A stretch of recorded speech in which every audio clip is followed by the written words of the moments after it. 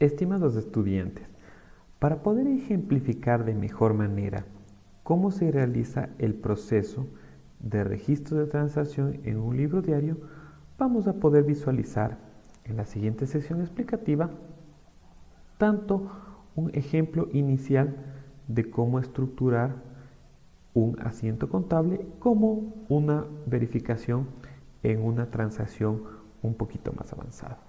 Entonces, en este sentido, vamos a recapitular la conceptualización del libro diario.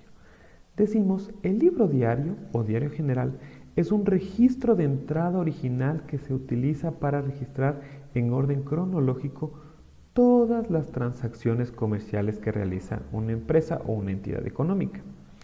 Este registro, también denominado jornalización, que se realiza en el libro diario, se conoce como asiento contable. Es decir, lo que habíamos visualizado anteriormente de cómo poder realizar este proceso, ¿no es cierto?, de unificar todo movimiento en una partida en un lado y en otra partida, lo vamos ahora a formalizar a través de la nomenclatura asiento contable, que aplica un principio denominado partida doble, que dice, no habrá deudor sin acreedor por un valor igual o equivalente. Lo que estábamos mencionando, ¿no?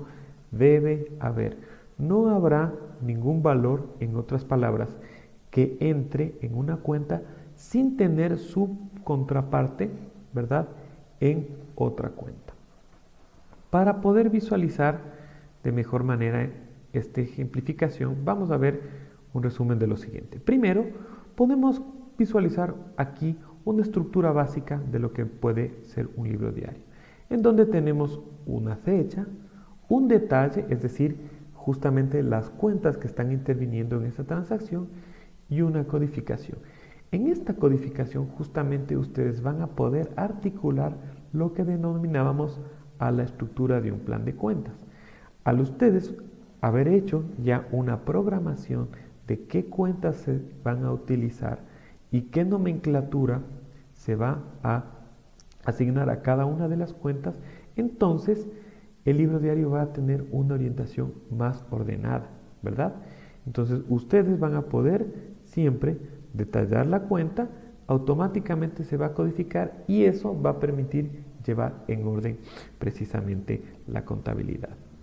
En este sentido, tenemos que siempre colocar el principio de la partida doble, recuerden, en debe y haber. El debe siempre registrará todos los movimientos que ingresan a la cuenta y el haber todos los movimientos que salen de la cuenta. Una vez conceptualizado esto, vamos a poder visualizar acá un ejemplo de un asiento contable. El asiento viene a ser la formalización justamente de la orientación de la transacción contable que se está generando en una entidad económica. El asiento cuenta justamente con la fecha, el número de orden, cuáles son las deudoras, las cuentas, deudoras o las cuentas que se relacionan con el debe y cuáles son las cuentas que se relacionan con el haber. Nuevamente, lo importante no es, en este caso, confundir el concepto de debe con que necesariamente haga referencia a una deuda o sea deudor. En contabilidad hace referencia a la primera contraparte, a donde ingresan los valores a la cuenta. Nosotros tenemos tres tipos de asientos o formas de registrar las transacciones: simples, compuestas y mixtas. ¿A qué hace referencia? Que cuando hay un movimiento de una sola cuenta, ¿verdad?, hago referencia a un asiento simple. Cuando hago referencia a registros de transacciones que intervienen dos o más cuentas, se pueden canalizar como asientos contables mixtos. Y vamos a ver un ejemplo. Veámoslo aquí. Dice, la empresa XYZ en octubre 5 compra a IBM del Ecuador, según la factura 1518, una máquina de escribir para uso de la empresa por $350. Se paga con dinero en efectivo. Entonces, en este ejemplo, mis estimados estudiantes, ¿qué estamos diciendo? Que esta empresa, en este día, realiza una transacción en la cual, ¿verdad?, adquiere una máquina de escribir electrónica, ¿sí? Adquiere un elemento, en este caso un bien, que puede servir para la empresa como un activo para poder producir, evidentemente, cualquier tipo de estructura. En este sentido, ¿sí? ¿Qué es lo que estamos en primer lugar compilando? Uno, el ingreso de la máquina de escribir, y dos, justamente el egreso de lo que es el efectivo, que es lo que se utilizó para financiar esta máquina. Entonces, como nos damos cuenta, mis estimados, tenemos una lógica siempre doble. Por un lado, estamos adquiriendo, ¿sí?, una máquina, pero por otro lado, para poder adquirir la máquina, como sucede en contabilidad, hay una contraparte. Es decir, la máquina no se adquirió sola. Por otro lado, vino una estructura que me ayudó a financiarla. Entonces tenemos dos lados. Por un lado, una cuenta en donde haríamos referencia a la adquisición de la máquina. Y por otro lado, hay otra cuenta que hace referencia precisamente al rubro o recurso que se utilizó para la adquisición de dicha máquina. Y esto lo podemos visualizar en el siguiente ejemplo. ¿Cuáles son las cuentas que en este caso se han categorizado para identificar este movimiento? Por un lado, la máquina ha sido categorizada en la cuenta equipo de oficina. Como les mencionaba, estimados, se puede categorizar todos los elementos que se utilizan justamente para utilizar en una entidad, sobre todo para ejecutar determinados procesos, como equipo de oficina. Si ustedes gustan, también dentro del equipo de oficina, en un plan de cuentas, también podrían hacer un desglose. Pero para mantener el ejemplo sencillo, lo vamos a generalizar. Entonces, tenemos en el equipo de oficina justamente la máquina de escribir electrónica. Ahora, aquí viene un punto importante.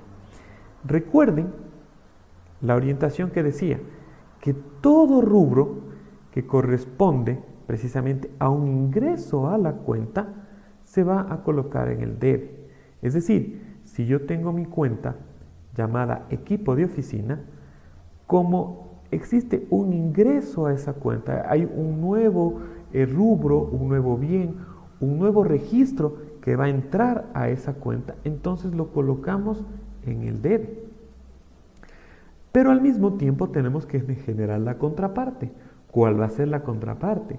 Precisamente el egreso del efectivo que se utilizó para adquirir ese bien. Entonces, la contraparte de esta transacción va a ser en el rubro de caja. ¿Por qué caja? Porque caja se utiliza para denominar todos los componentes que se movilizan o transaccionan en efectivo. Aquí hay que tener dos cosas. No solamente que la caja es la contraparte de la transacción, sino también quisiera yo puntualizar, estimados, por qué en caja colocamos los 350 en el haber. Porque en la caja está saliendo un rubro que estaba ahí albergado, ¿sí? Entonces, si yo, por ejemplo, tenía originalmente en mi caja unos $1,000, en este momento están saliendo de esa cuenta 350, justamente para adquirir el equipo de la oficina. A la final ustedes se dan cuenta que la transacción se anula. Siempre es lo que denominamos en contabilidad está cuadrado. Es decir, cualquier cosa, cualquier movimiento que se genera por un lado debe tener una contraparte correspondiente. En este caso, hemos conjuntado justamente esa transacción a lo que corresponde precisamente y lo que estábamos visualizando aquí, ¿no? Tenemos una cuenta, equipo de oficina, en donde han entrado los $350 y por otro lado, una cuenta de caja, en donde a través de la factura justamente se puede registrar el egreso de los $350. Entonces, ¿qué vamos a tener? Si nosotros dividimos las cuentas, vamos a tener una cuenta que dice equipo de oficina en el debe 350. y otra cuenta que tenemos denominada como caja en el haber 350. Vamos a ver el siguiente ejemplo también. Si nosotros tenemos un movimiento compuesto o mixto, como decíamos anteriormente, tenemos la intervención en este caso de dos cuentas o más. Para poder identificar este tipo de movimiento, vamos a hacer referencia al ejemplo que tenemos aquí. Dice, la misma empresa, XYZ, en octubre 10 compra a Almacenes El Barato, según esta factura, un escritorio en $120 y una sumadora en 185 para uso de la oficina. Pero aquí tenemos una situación particular. Tenemos la misma conceptualización hace un momento, ¿no es cierto?, de lo que es una adquisición de un equipo de oficina. Pero aquí tenemos una particularidad. Nos dice, se paga 50% al contado, es decir, en efectivo, y también la diferencia con una letra de cambio a 60 días. Es decir, un documento que nos va a permitir, ¿sí?, ejecutar la transacción, pero no existe justamente el rubro de efectivo en ese momento, sino que queda en papel para hacerlo a largo plazo. ¿Cómo registramos este movimiento? Vamos a visualizarlo acá. Por aquí tenemos dos estructuras en cada lado. Por un lado, hemos categorizado ahora al escritorio y a la sumadora ya no como un solo bien, sino que ahora el escritorio va a estar denominado en una cuenta que se llama muebles y enseres. Una típica cuenta que se utiliza a nivel contable. Muebles. Entonces, los $120, como vemos mis estimados correspondientes al escritorio, ahora se lo categoriza en muebles. Igual que en el ejercicio anterior, en este caso, lo que corresponde a la sumadora se categoriza como equipo de oficina. Entonces, tenemos dos cuentas ahí donde hay una entrada al debe.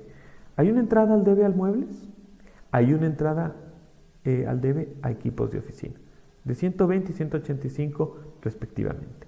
Pero por otro lado también se ha ejecutado precisamente el pago de estas dos adquisiciones a través de dos cuentas. Por un lado, bancos, y por otro lado, documentos por pagar.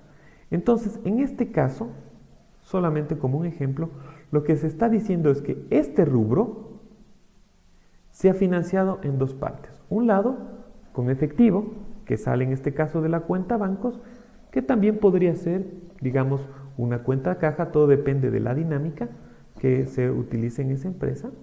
Y por otro lado, en este caso una letra de cambio denominada como un documento por pagar, es decir, como un rubro que queda pendiente, que existe un compromiso de pago con ese documento, pero que no se ejecuta en ese momento en efectivo. Muchos preguntarán, estimado ingeniero, ¿pero por qué aquí existe 120, 185 y en el otro lado 152 y 152? ¿Por qué no veo de manera equilibrada la contraparte? Y yo les hago aquí una pequeña observación. Recuerden que el problema decía que el 50% del total de la transacción, ¿sí?, se financia con efectivo, en este caso proveniente del banco. Entonces, ¿qué es lo que ustedes tienen que hacer? Tienen que sumar evidentemente el valor de 120, como vamos a ver acá, 120 más justamente los 185. ¿Qué nos da esto? 305. Estos 305 es el total que se ha invertido o que se ha ejecutado en esta transacción. Si yo estos 305 los divido para 2, entonces tendré precisamente los 152,50 que veo acá. Es decir, 50% financiado con lo que corresponde al pago a través de un rubro en efectivo y el otro 50% en lo que corresponde al pago con una letra de cambio o, dicho formalmente, un documento por pagar.